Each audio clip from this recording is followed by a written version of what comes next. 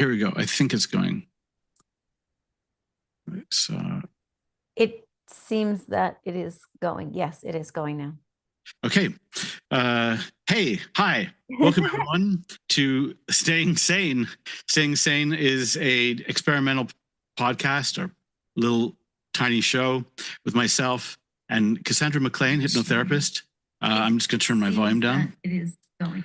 My name is Albert Nerenberg, also hypnotherapist, filmmaker. Cassandra MacLean is an acclaimed hypnotherapist.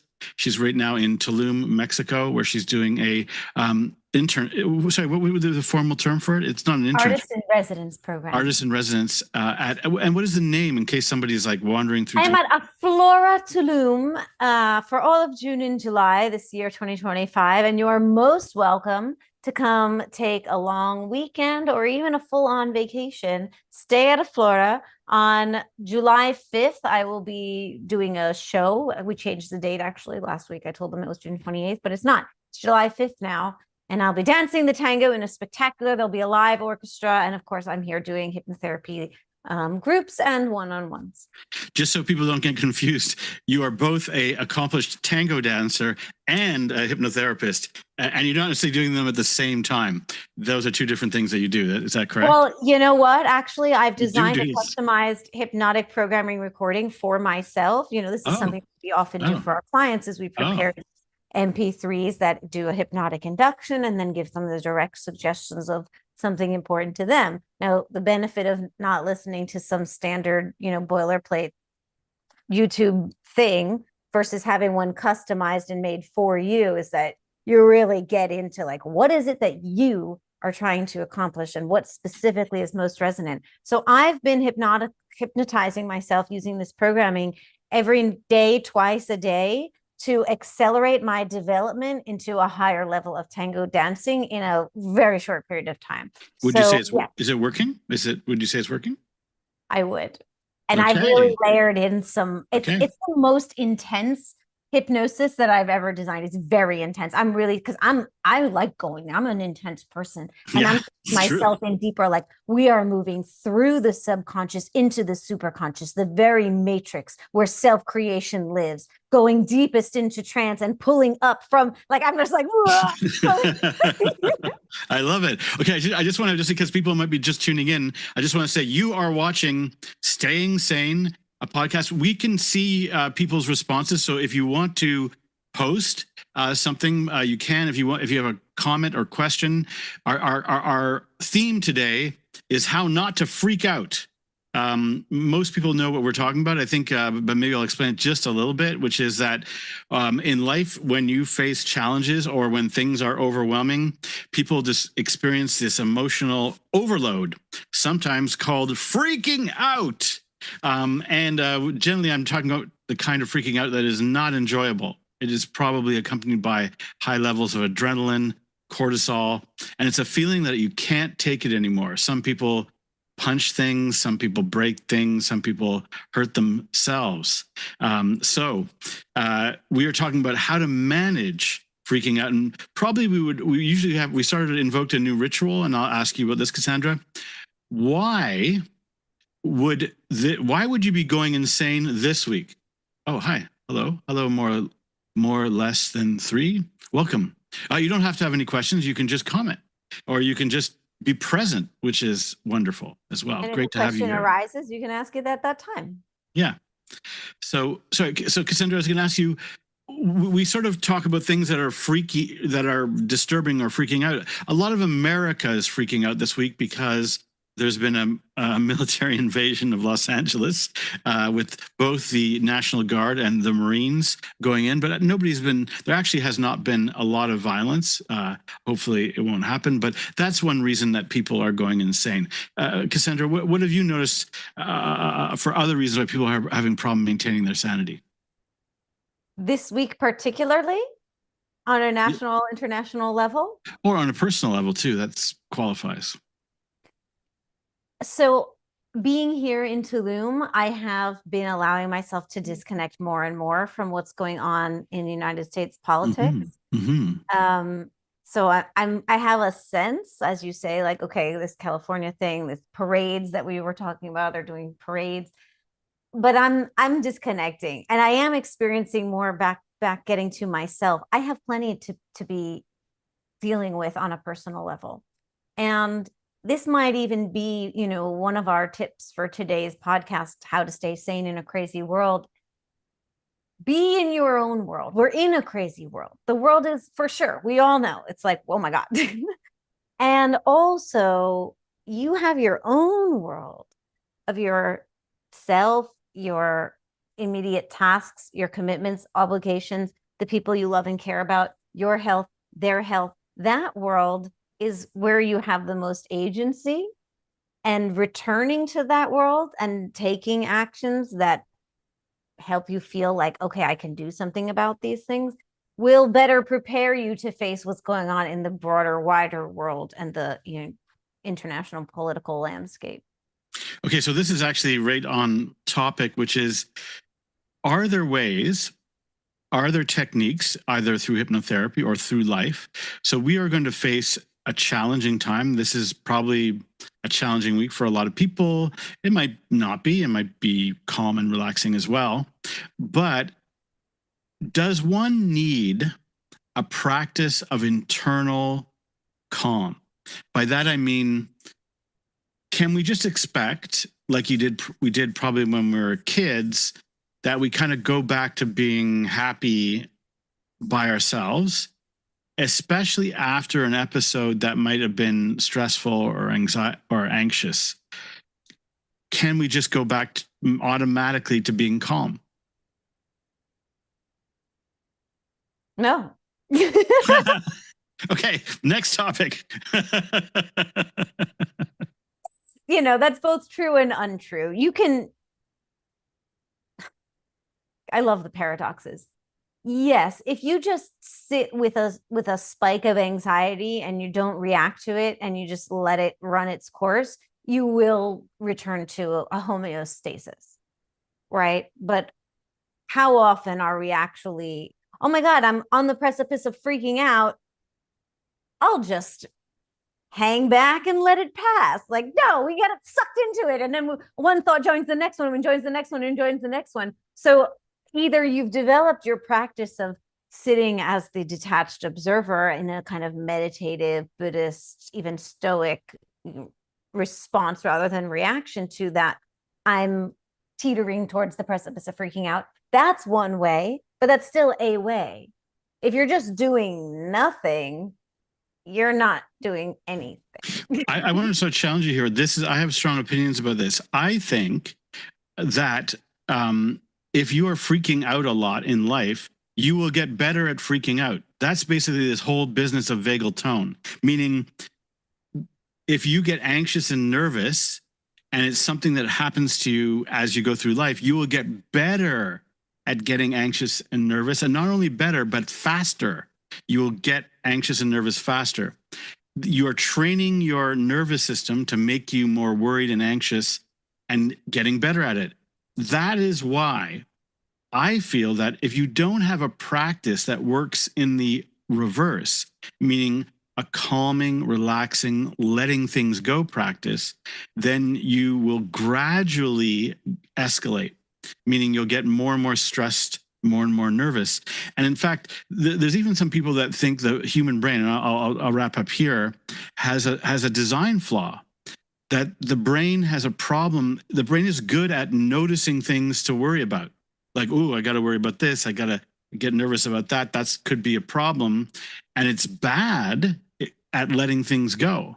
And that's probably because we evolved in jungles where you wouldn't have had many things to be concerned about. Yeah, there's a tiger. Yeah, there's a snake. I just got to sort out my snake problem and I'll feel better. Well, in life, a lot of things can come at you at the same time. I love that analogy. I really do. Okay, so let's say that I'm in a situation where here comes the snake slithering and here comes the tiger creeping. I can't just say, oh, I'll sort out my snake problem and all will be well. What should I do, Albert? Okay, so my answer is there are two different things. So one is there's immediate strategy. And I think the immediate strategy is to not, I think is to be balanced and reasonable about overdoing your nervous system. The more you get worked up, the more you get worked up. And the more you get, like I said, the more you get good at getting worked up.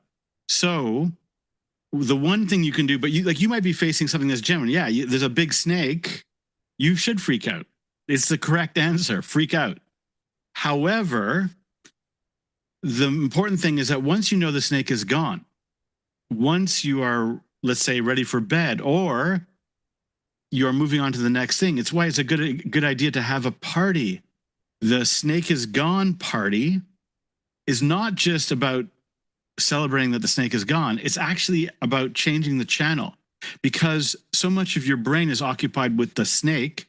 Yeah, but the snake is gone. Now we say that, yay, the snake is gone. The snake is gone. We have a little celebration. And then the next step, which I think is critical, calm the nervous system. You must be in the habit, I believe, given the reality of our world. And this would be different if you live on an island in Costa Rica and you have a regular meditation practices, something like that. But I think most people experience this too much engagement, too much nervousness, too much agitation. And so I think it is obvious now that we need a calming practice in our lives, or we will never get to feeling safe and okay. There's a debate there, but that's my take. No, there's a lot of value in what you've just shared. One thing I want to unpack is that we're using an analogy. There's a snake slithering towards you while at the same time there's a tiger creeping up. Well, those are both imminent, right, urgent threats in the literal, but in our modern lives, it's not that immediate. It's more like, oh, my boyfriend's mad at me and my boss I'm late on a deadline. Those things are not the same as I'm about to be devoured and killed where I'm standing. But actually, to be clean about the metaphor, in the natural world, it would be almost impossible that a snake and a tiger would attack you at the same time. They would take turns. Like the tiger might come for you, and then maybe the snake, but it would be a separate event. That is the way the reason why the modern world is stressful is because the snake, the tiger, the hawk, and the poison ivy all come at you at the same time. Yeah, I think I like I'm always in the interest of clean metaphors and clearly defining all the working parts of the analogies and parables and such that we're within. And I think that is true. Yes, there is this sense of danger coming at me from all angles, and all of them are like abstract. It's not as clear as like, oh, there's a hawk there. Let me just like get a stone and throw it or run for shelter. Right. It's like the solutions aren't so concrete either. So we're living in this realm of abstraction. But the point that we're focused on here today is that you're not living in a realm of abstraction. You're living in a physical body that has a nervous system. And when you develop a sense of responsibility for that system and choose practices of self-regulation in the physical body, that all that abstraction, that is also, of course, a reality. It's a valid reality that we live in, but the ability to manage it and work well and succeed and thrive and heal and forgive and have things working. All right. There's something else coming at you to stress you out. Right. But being right. Right. That didn't stress me out. I just felt a little like, whoops, I don't know why that happened even, but we're on the same page. Work with your body, calm your body down, and you'll be able to approach and deal with the snakes and tigers and hawks. I actually had an interesting insight as you were saying that, is that, as you pointed out, like your credit card bill might make you anxious, or seeing your credit card bill. And what I really hate right now is when they send bills now, I don't know if this, not is different in different places, but they are very excited about your bill. They tell you that your phone bill is ready. Like you get an email, or I get text from my phone company saying, oh, your phone bill is ready. And it's, to me, I'm like, they're gaslighting me. Like, what? I'm supposed to be excited that my phone bill is ready? You know, I've been waiting for it for weeks. I can't wait for my phone bill. Anyway, okay, sorry. but how would you prefer them to language it for you? I know. Just tell you their phone bill. Pay up, sucker. That's your subject email line from your phone It's company. kind of more honest billing. But here, wait. My point is, you were onto something. The credit card threat is abstract. It's like, yeah, you know, in the distance, you have to worry about paying your credit card bill. But the power of your internal nervous system, of you in your own body, is much bigger. You can go, I am big, I am calm, I am safe. That is much bigger than, ooh, your credit card bill is ready or your phone bill is ready. They're distant threats, small threats, though they may accumulate. So this idea, which I think you suggested, of creating an internal primacy of, ooh, what my body does, what I feel, is important, and way more important than these orbiting mini threats, puts things properly in perspective. Because you may experience it as, ooh, my credit card bill is huge, but really it isn't. In terms of the meaning of your life, you know, your health and internal calm is a much bigger deal than that credit card bill. Nobody, you know, on their deathbed goes, boy, I had some really interesting credit card bills that I often think about. No, you don't. You just don't. Well, I'm going to push back a little bit here, because I think I want to avoid sounding like you can put it off or minimize the importance of that responsibility, because that's certainly not something I would ever suggest. And that's not what I'm, just not to waste time. It's not what I'm suggesting either. No, I know that. I know that you're not directly suggesting that, but it might seem like it becomes available that, like, oh, it's not even that important. Let me just breathe. It's accessing the responsibility inside of the primacy, was the word you used. Prioritizing always first. Am I breathing well? Like, that's number one. Did I drink enough water today? How did I sleep last night? Am I breathing into my body? If you're doing those things, you can manage the rest of life. And the proportionality, as you said, putting things perspective.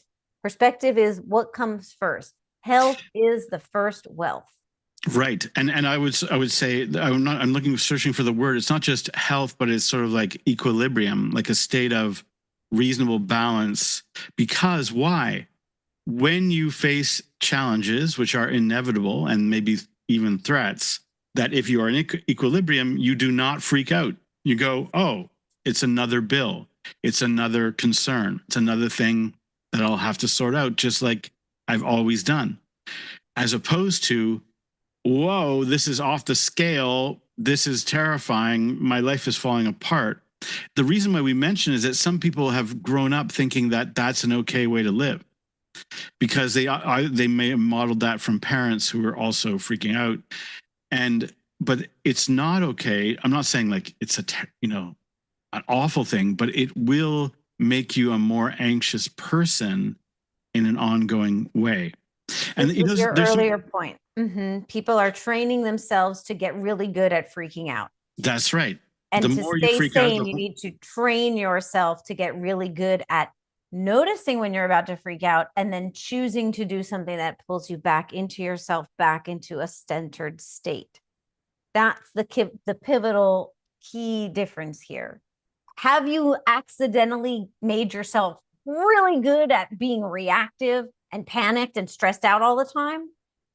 Okay, it happens. No, we're not making anybody wrong. This is not a game of blame and shame. Plenty of people have done it. We've done it. And now it's just noticing, oh, whoops, I accidentally got addicted, in a sense, to this grinding in first gear when I need to be going smoothly through life in seventh.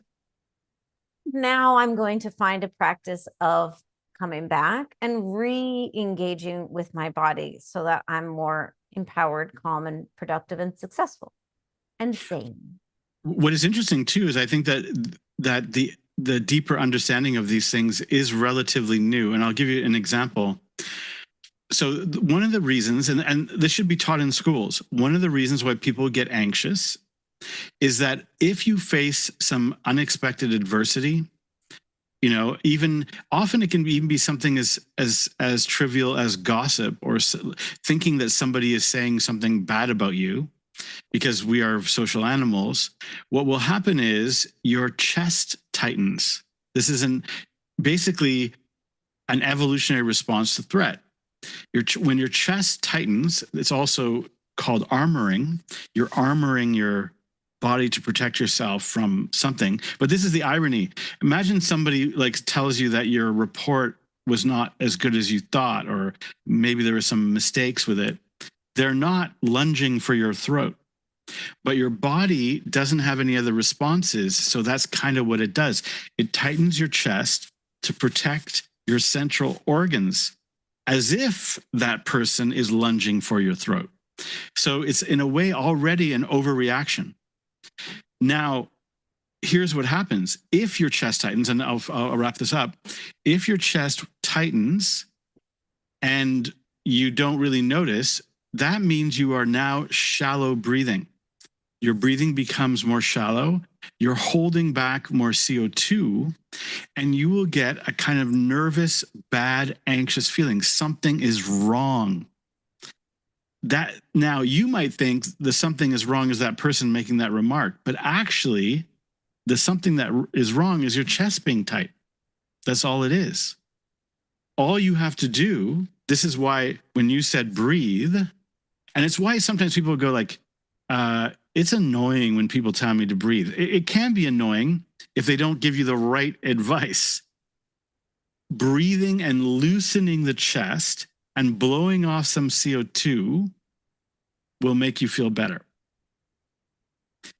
And you will suddenly go, oh, this wasn't a calamity. So it's an example of, and that's what makes people freak out. They freak out because they're not getting enough oxygen to their brain. Incredible. That was so valuable. And I did not ever have that understanding of that. I didn't know it was called armoring, which is very cool. I think it's Wilhelm Reich. Yes. So go ahead. The evolutionary basis was, it used to be that if somebody was pissed at you, they were just going to come and kill your ass. And now, and so the body goes, oh. Yeah. What comes up for me, right, is that there's this fascinating misunderstanding that is very common. We think that, oh, I'm sad or I'm upset or I'm angry or I feel threatened or whatever here first in my head, and then my body has this response. But there's this constant co-creation. So you might feel, oh, what'd you say? My boss is mad at me, doesn't think my report came good. My physiology has evolved over millions of years to only have one response, which is that now my chest is tightening because I'm afraid that maybe he's going to come and choke me out, even though I'm not afraid of that, but deeply cellularly ancient strands of DNA are afraid of that. So this mechanism activates. Now I'm breathing more shallow. Now I'm retaining CO2. Now it's co-creating. The thought came from, oh my gosh, my boss is mad at me. The body responded. Now the body's physiology is sending information back up to the brain. I'm not safe. And now one thought is joining that previous thought. Now, as you say, it's already an overreaction because your life isn't in danger, but the body is evolved to have responses as though survival is at stake all the time. So the body's co-creating the thoughts are co-creating the physiology, and you get in this loop of creating yourself into a really negative and unpleasant, insane way of being, that you don't have control of your system or your mind. That's right. You are freaking out. And in fact, there's a really interesting thing that you mentioned. The co-creation part is intriguing. The brain is built to rationalize its states. So you just arrive, so this is a classic example. It often happens with trivial things. So somebody just says something and you get somehow that, I don't know, it's like a little put down. And we are designed to get upset about these things because we're a tribal animal, and the fear of being kicked out of the tribe, which could be, for example, you're a bad hunter or you're a bad gatherer, can be turned into there were spelling mistakes on your report or something like that. Suddenly, chest tightens, feeling anxious, not getting too much CO2. And if you want to check how bad CO2 feels, like hold your breath for a while. That feeling that like something bad is happening is too much CO2 building up in the system. So your brain then rationalizes that state. It goes, I wouldn't be feeling bad if there was not something seriously bad going on. And it must be that my husband's about to divorce me. He's cheating on me. He hates me. My mother always liked my sister better. It's just that's exactly. And but there's some interesting unknowns here are worth mentioning. I have found this with many of my clients, that there's a part of the brain that nobody's identified this part of the brain. Like you can't look it up and say, where is this part of the brain? There's a part of your brain devoted to the worst case scenario. When things are going off the rails, or you're just even having a stressful day, there's a part of your brain that goes, what's the worst case scenario? And we know why it's there, because evolution would mean if there's a little bit of a threat, it might be smart to assume it could go all the way. That's just for safety. But again, it would be like if I saw a tiger tail, it's safe to assume maybe there's a whole tiger there. I might as well go all the way. But life is not like that. Somebody saying you made some spelling mistakes on your report is not the end of the world. It really isn't.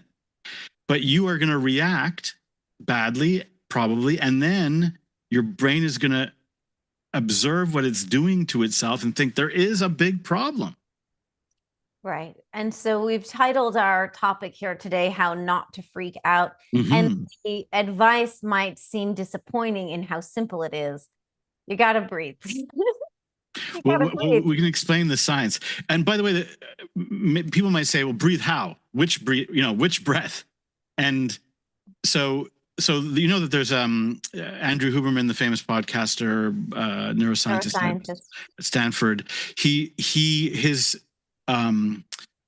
research group I isolated this kind of very quick breathing. It's the double inhale and then one exhale. I forgot what it's called. It's called the something. So anyways, this is probably the fastest way. So they observe that people who are a little bit nervous let go of their nervousness with 2 quick in-breaths and a sigh. So I'm not sure this will combat major nervousness or anxiety, but it is a good thing to do. You can just try it. Again, what it is you take 2 quick in-breaths, often through the nose, and then release. Do that a few times, and you can do it as many times as you want, and you calm yourself down. Yeah, you sometimes start yawning too. Yeah. I do it a few times and got a yawn. I also recommend laughing. Now, again, this is not something that is, that is part of the official handbook on how to manage anxious or states or what to do and to freak out. But if you can laugh about your scenario, there's a few things going on. One, you automatically create good breathing. It's actually an easier way to do breath work. 2, I think that laughter allows this kind of intriguing alienation. So this happened to me the other day where I was doing some very complicated math that I had to do for my corporate taxes. And it took me a really long time to do. And the document disappeared. And I was freaking out. I'm ashamed to say, I was like, I wanted to put my fist through a wall. I didn't, but I remember thinking, this is unbearably stupid. And I pay a lot for my dumb computer, and it made this critical document disappear. Anyways, I took a breath. I actually did the physiological sigh. That's the name for Andrew Huberman's breathing technique. I did a physiological sigh, and then I remembered that ChatGPT is not as good at solving these problems. I just asked ChatGPT what are ways to find this particular program's missing file?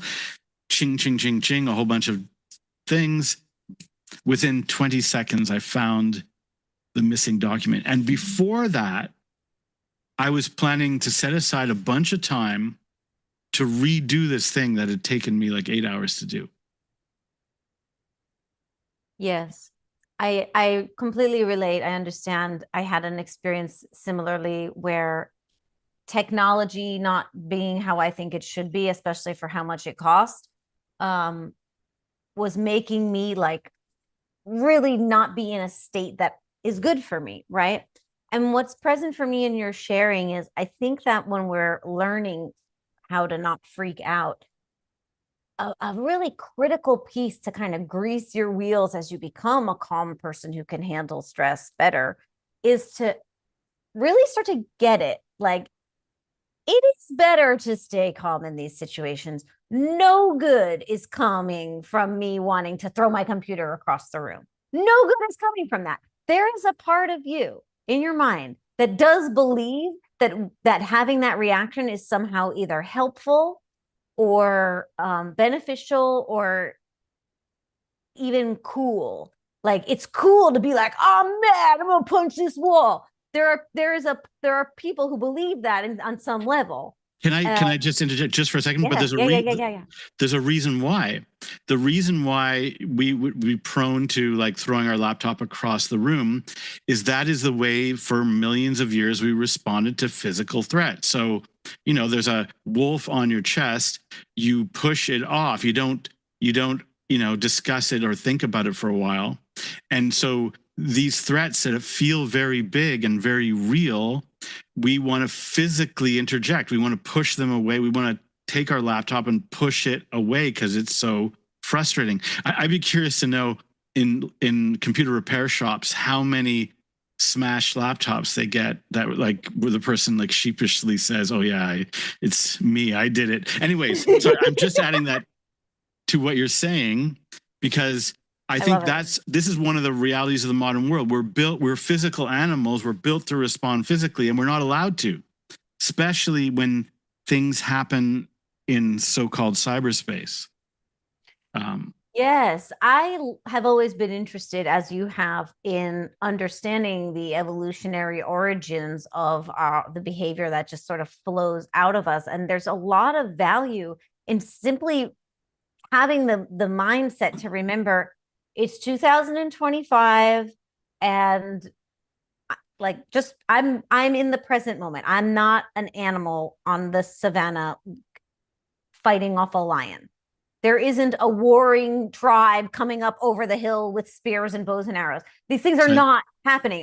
It's like, where am I? Oh, I'm in like a extremely comfortable climate controlled room in like a very safe civilization where even in the context of, you know, the political landscape and okay, maybe safety isn't what it was, but even so, it's still mostly a safe place for the vast majority of those of us who have the luxury of watching this YouTube video right now. You're right. I think that's a really important thing to point out that we are mostly safe, and it is worth, recognizing when you are safe. It's worth noticing it, especially if you are feeling anxious, that you have the time and the safety to calm yourself down and to relax. But this might raise like an interesting thing we talked about just briefly, is that I think that we're all, what's interesting about the modern world, what's really weird about it is that we're all experiencing challenges together. I don't think it was that way as much before. Like, we're all experiencing kind of like AI. We're all experiencing ChatGPT. We're all experiencing Trump. We're all experiencing there's a kind of anxiety that's in the zeitgeist that everybody's experiencing. And what I think is coming out of that, and I think we would agree, is that you cannot be internally calm. If you're feeling a little bit like tortured by the modern world, you cannot be calm and relaxed without a practice to keep you there. And I would say that we know kind of what some of those are. Hypnotherapy is for the big fish, meaning there are things, by that I mean, I have this big recurring anxiety. I have this big problem. I have this pattern which is damaging. But you need a personal practice for the little fish, or for the daily fish, so to speak. Which can be self-hypnosis. Right. Right. So what right now, what kind of self-hypnosis would you recommend? Me personally, I, like you, am a fan of rolling the eyes up high, getting that little bit of eye strain and taking a big breath in, really filling the lungs, focusing on a spot, and then exhaling twice as slowly and repeating in your mind, relax now. And continue staring at that spot as you take another big breath in. And when you exhale twice as slowly, you repeat in your mind, relax now. I see you entering hypnosis right now. So usually 3 breaths like that, and then a 5 down to 1 countdown. It works within seconds. That's a good one. Yeah. Yeah. I think that's an example of something you can do when you're anyone can do that. I just taught that's all you need to know. Just do that. That's it. That'll change your life. It's up to you. Will you start to do it? Yeah. You know, like, if you want to pay me for a session and have me guide you through it, I'm happy. But that, you just learned it. Will you commit to yourself? You're speaking, Albert, about practice. You know, we need to take on practices, and I agree. But even below, fundamental to a practice is a commitment. What are you committed to? Are you committed to improving? Taking care of yourself. Taking care of yourself, staying calm in stressful situations. Are you really committed to being the person who can have their eyes open, look at all the shit hitting the fan, and still be like, all right, let's get the shovels out and start cleaning up this mess? What type of person are you committed to being? Or are you, if you're really honest with yourself, and again, we're not making anybody wrong, there's no blame, there's no shame, just step 1 to staying sane is you got to face the facts, and that includes the facts of who you are. Are you the type of person who's committed to being pissed off and angry and throwing shit? Maybe that's, you're committed to that identity. And I'm not here to tell you it's wrong. I'm just here to say, what are you committed to? And if you're willing to say, I'm committed to doing better, to being more peaceful, more calm, more useful, more productive in healthy ways, then from that commitment, you choose to take on practices. And one of those practices could be the self-hypnosis technique that I just demonstrated. You know, one thing I have observed with clients, and I should explain for the people that are just tuning in, this is an experimental podcast called Staying Sane, where we talk about how to be calm and relaxed and sane in our crazy world. That I've seen this interesting thing. I just don't want people to feel bad. They're thinking like, what is my commitment to myself? I would take it a step further and say, until you've had the opportunity, often through some kind of therapy or some kind of wellness or self-growth, to sort of say, am I on my own team? Meaning, have I gone that step of going, I am looking out for myself and I am doing the things that make my life better. Amazingly, the majority of people don't do that. They haven't crossed over to that place. And the reason why, I would argue, is a topic that we mention every time we speak, is that it comes from victim mindset. So, well, I can't take care of myself because my mother never took care of me. Right. That's right. Actually, that's probably true. Somehow you're just so caught up in what other people are failing to do for you, how other people are failing to meet your expectations and wishes, how you're not getting all the love and care that you deserve, how suffering. How could you be committed to taking care of yourself when you're so focused on what other people are and aren't doing to you? Yes, that's interesting. I didn't think of it that way at that time, but yes, that makes sense. I was going to even throw out another. So maybe this begs the question.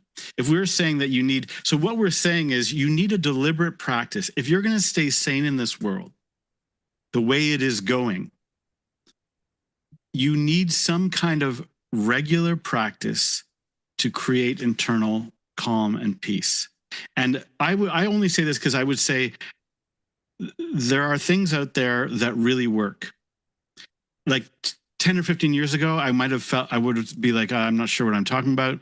But now I would say there are some amazing practices that can really create calm. And I could right off the bat, I could tell you very quickly, you need a morning practice. In the morning, you need something that sets you off in the right way. There's a few things that I recommend, which is, it sounds funny, but a kind of gratitude practice first thing when you wake up. And this is not, people always misinterpret this. They think, oh, that sounds very Oprah-ish, gratitude this, gratitude that. I don't care about that. But what it really does is it grounds you. If you wake up in the morning and you have another day, and, you know, God or the universe has given you a whole new day, don't you think it's better that you wake up and go, wow, look at this day I've got. Isn't that amazing? Instead of, oh no, another dreary bullshit day of nonsense and stress. That we know how that works out. So the first thing I recommend is grounding yourself and recognizing the wow of the moment, of the morning, which is not always easy, but is revolutionary. I know you're going to say something.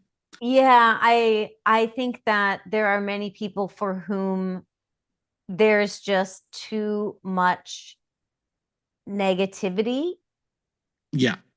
To even see a possibility of looking at the new day as a wowing, beautiful, amazing thing. I think a lot of people are waking up like, fucking, I have to do this again. Yeah. Damn it. Another day of the same horrible shit. And so to be like, night. But just practice gratitude and recognize the wowness of the now moment is like, it just way over. Can I make an important distinction here? This is literally an exercise, meaning it's not a philosophy. And there's a big important distinction, meaning you make the effort to recognize the gift of the day. You don't necessarily do it. Meaning you make the effort, you try, you go through the process. I have found it usually works, but the reason I'm saying that is that it is the process of grounding yourself in the reality. Like I often say to people, look at your hands and remember, if you do, that you have all your fingers. It sounds funny, but look, I've got all my fingers. I'm not sure everybody does, but most people do. And or even if you don't, I've mostly got my fingers. That still has this grounding effect. But I know this is a kind of weird one, but let me tell you a crazy side aspect to this. All right, let's hear it. This is all in the areas of things that are not known, by science, but are intriguing, and you can probably guess they're true. We know that a lot of people who have anxiety and worry and stress wake up with those things. They literally wake up with their traumas or worries. And one of the reasons why this practice is so good, if you can really get around it. So the practice is wake up in the morning, try to appreciate, express gratitude for what you have just in the few seconds where you wake up. What it does, and by the way, I'm not the only person, I think Tony Robbins does this, a lot of people do this. The reason that you do it is not just so you go, oh, life is beautiful. It's this other thing. You're stopping the traumatic memories that are sort of that are part of your morning wake up pattern. You're putting sawdust in the gears so that they don't sort of come to life. And that's the real payoff of this process, is that you are less likely to load up your anxious thinking that you are in the habit of doing. Sure. I'm a huge fan of gratitude. So I'm not being contrarian other than to say that I've been in a mode and state and place in my life where the depression was just so heavy that there was no way I was waking up and being like, let me be grateful for something. I was grateful for nothing. Yeah. Okay. And that's going to contribute to your depression if you're like, I'm not grateful for anything. And meanwhile, like, come on, was my life like that bad? I mean, yeah. It turned into a more negative, self-defeating thinking. Yes. Sure. But I do want to talk about the context within which you're promoting gratitude practice, which again, I also promote. I just am speaking with empathy for people who are just like completely unable to connect to that advice, which is good advice, but really important for everyone to understand, no matter how your mental health is in this particular moment. that moment when you first wake up is so valuable from a hypnotherapy perspective. Yes. You're in a state of trance. Your subconscious is still right there. Trance. You're open. So those first thoughts that you start the day with, if you're about to get that runaway train, you're just shoveling coal right on into that runaway train of all those depressive and anxious thoughts. Golly, you are really, really hurting yourself badly. So if you're not able to like sprinkle stardust and like, I'm so grateful that people love me and I have nice clothes and I get to eat fresh fruits and vegetables. If you can't go that far, which I hope that you can in time, but where is the middle point to start? The middle point to start is simply just, okay, I recognize that right now, this moment when I'm waking up and starting a fresh day is really important to how this day goes for me. And I'm choosing to start it in the healthiest way I can right now, which would be, and then what is that for you? Maybe it's just, I'm going to do the best I can today, and that's good enough for me. Or even baby steps. Start small. Start with where you're at. Take those baby steps of just what nice thing can you conjure for yourself that's even one baby step in the opposite direction of that usual way you wake up in stress panic mode. Just turn your body and just the smallest step in a healthy direction. That will make a tremendous difference in your whole life. Yeah, I think this is really important because I've really noticed that sometimes people, and we know this happens all the time with hypnosis and self-hypnosis. I might have, we were doing that self-hypnosis just a couple of minutes ago, some people sometimes feel like, I make the suggestion I can have a, wonderful and peaceful day. And then they feel like, I didn't really feel that. Or let's do a visualization where, it's a great visualization you can do in the morning where something wonderful and amazing is going to happen to me today. Well, some people will go, well, that sounds kind of stupid. But here's the interesting thing is that these things are operating sometimes at a subtle level. And the other thing that you learn with hypnosis is the unconscious mind still hears it. Like, so for example, I can visualize, so you're going to an important, event and you visualize it coming out well. Well, somebody might say, I don't know, it just wasn't very convincing to myself. But the truth is that we know that your unconscious mind still hears it and sees it, and in its way will try to help manifest. So, and this often, when you hypnotize people, sometimes often dramatically, you see the same thing, where you say to somebody, your body is becoming loose and relaxed, and there's a part of their mind that's going, no, it's not. My body's not loose and relaxed. Oh, yeah? It sneaks up on you. It starts to happen. And this is my point is, it's the same thing in the morning or when you're doing something that is an important process that you want to start. The first time you suggest it, there's a part of your brain that's going to go, that's stupid. I'm not doing it. And if you are a little bit patient and recognize that things take a little while sometimes, then they start to accumulate. And this is really critical. I mean, I have seen it also with people that deal with major anxiety, that there's a tendency always that, for example, you can reduce anxiety dramatically by changing your breathing. And you can show people this. And some people will go, wow, holy cow, I feel better. And they will go, I'm going to go deep into figuring this out and I'm going to become less anxious.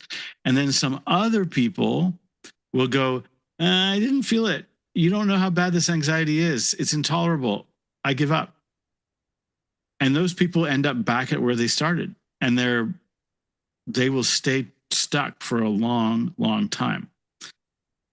So I'm just pointing out that there's this mixture of be aware that sometimes change can start in small ways. And two, a little bit of persistence is okay. I don't know any way to get around that sometimes you got to be persistent about things to make change. Yes, persistence is key. And I will return to my word, which is commitment. As you were saying with the clients who end up back where they started, because they weren't really committed. Make a commitment to yourself. Don't be afraid. Make a commitment to start your mornings off in a healthy way, the healthiest way that you can. If you have the resources, internal and external, to start your day with a journal next to your bed, and you turn on a nice amber colored light and you start writing out the gratitude list. And there's a glass of water that you put there the night before because you just take such good care of yourself, and you wake up and my water and my and I don't even look at screens for an hour. I just step out into the sun.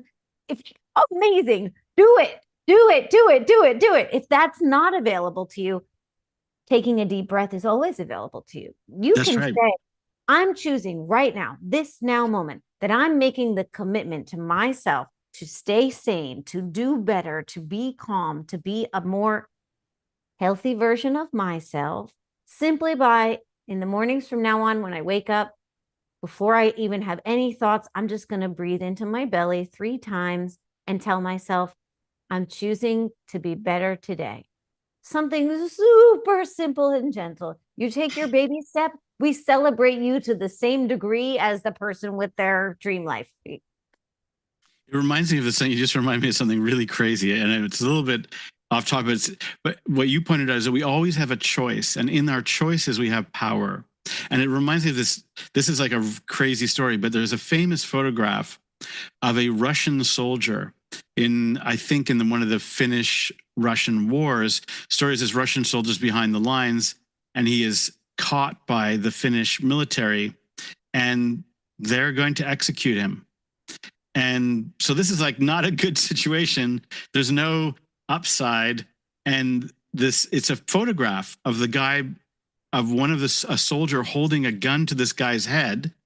And the Russian soldier at that point, at his last moment in his life, decides to laugh. He just laughs.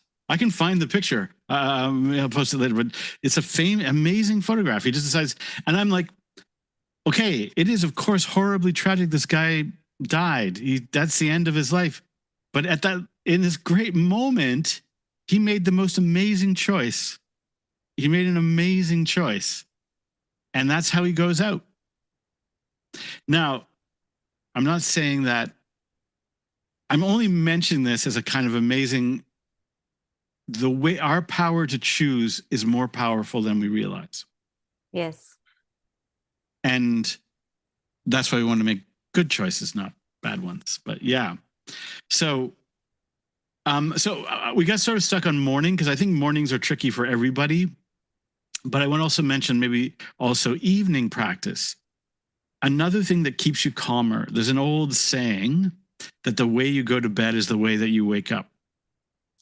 And so if you go to bed all worried and stressed, if you go to bed, with your muscles all tense, if you go to bed high cortisol, you will probably wake up that same way or worse. So I think it makes sense, what we know about sleep and its power for recuperative states, for you to have a go to bed practice. And we could probably, I'm not saying one is better than the other, but anything that relaxes all the muscles, that gets you into a nice calm state, that makes you feel good about life, is the way you want to head off into sleep. Yeah, I do hypnotic programming before I fall asleep. Tell us what do you mean by that? I listen to an MP3 that programs me to go to sleep with good. First, it's progressively relaxing the mind and body, and then I'm hovering in that I'm not asleep yet state. Now, usually when I record hypnotic programming recordings, they're not meant to put you to sleep. That's not called hypnosis. That's called going to sleep. Yeah. And as professional hypnotists, we do not want you to fall asleep when we're doing hypnotic work. We want you to be hovering in the altered state of mind called hypnosis or trance.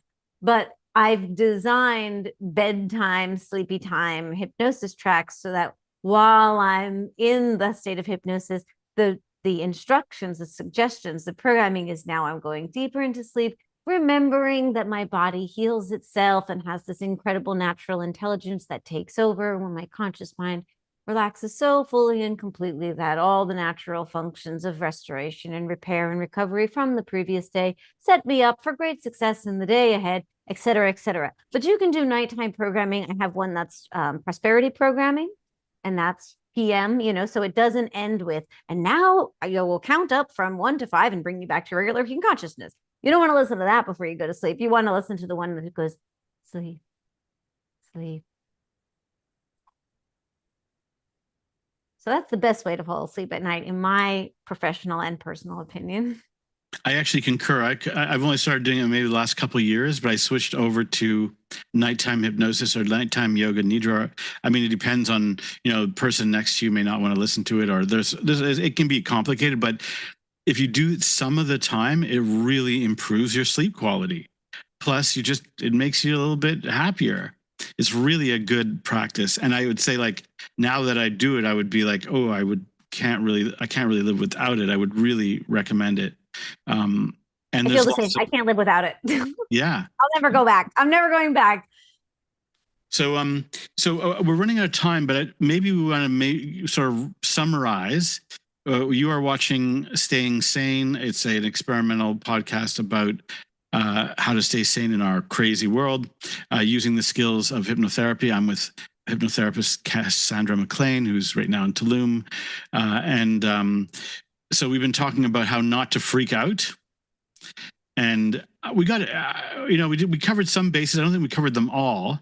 But I think what the essential point we got across is that although freaking out might feel right, that I think this feeling that we can sometimes get of your anxiety ramping up and getting all upset, and now you're freaking out, that can be a thing that you generally don't want to make a habit of.